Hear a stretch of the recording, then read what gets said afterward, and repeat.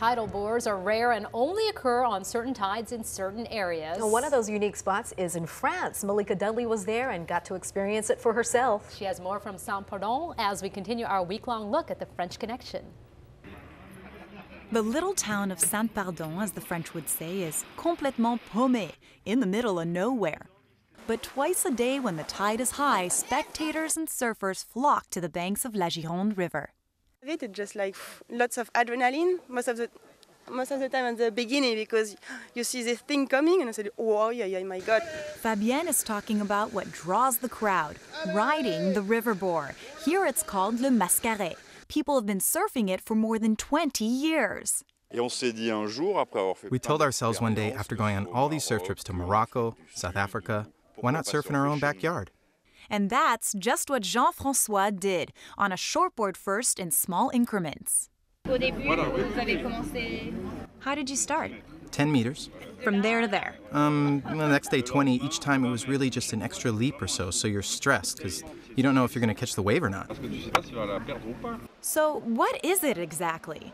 A tidal bore is an ocean phenomenon produced by the tides that then can go up rivers.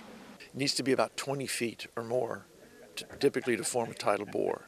And it only occurs every couple of weeks when the tides are at their largest. As the leading edge of the tide is funneled into a shallow, narrowing river, it forms a wave which rushes in from the ocean. The flood tide actually causes the river to temporarily reverse its flow. So surfers drift downriver to wait for the wave, but if you pass the pier, you're paddling up current to get back.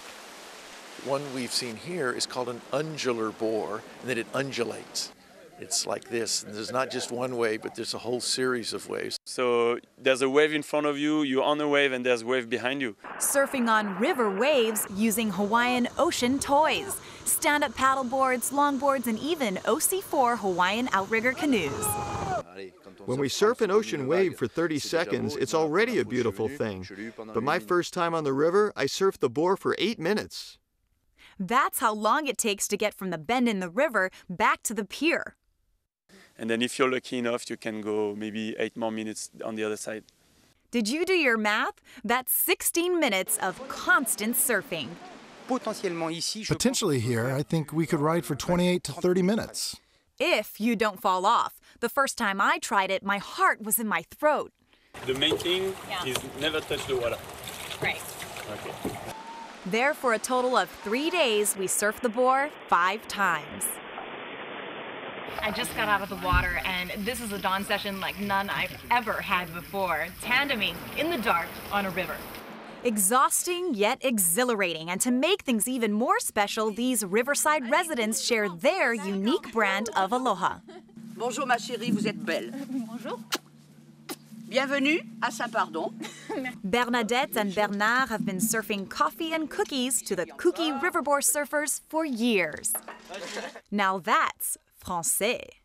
Reporting from Saint-Pardon on La Gironde River, Malika Dudley, Hawaii News Now. Oh man, that looks like a lot of fun, and you wouldn't get so tired of paddling back out because it's such a long, continuous ride. That's right, it makes it worth it. Now Malika did admit her legs felt shaky after riding for the distance there. Right, and if you're wondering why the water was brown, it's just a little sediment.